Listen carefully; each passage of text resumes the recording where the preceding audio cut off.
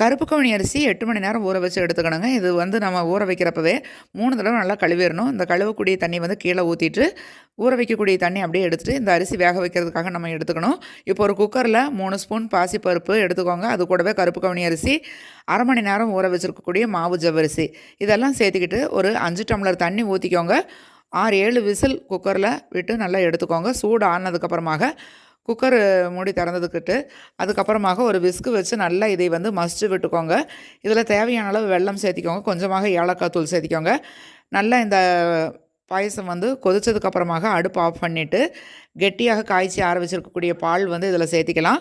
கொஞ்சமாக முந்திரி திராட்சை எல்லாமே வந்து இதில் நெய்யில் வணக்கி சேர்த்துக்கிட்டோம் அப்படின்னா உடம்புக்கு ரொம்ப ரொம்ப ஹெல்த்தியான ஆரோக்கியமான கருப்பு கவுனி அரிசி பாயசம் நம்மளுக்கு ரெடிங்க. இது ரொம்ப டேஸ்ட்டாக இருக்கும். ஒரு தடவை செஞ்சு சாப்பிட்டிங்கன்னா அடிக்கடி சாப்பிட்ணும் அப்படிங்கிற மாதிரி தோணும். என் சேனல் சப்ஸ்கிரைப் பண்ணிக்கோங்க. இதே மாதிரி உங்களுக்கு உபயோகமான தகவலோட நெக்ஸ்ட் வீடியோவில் மீட்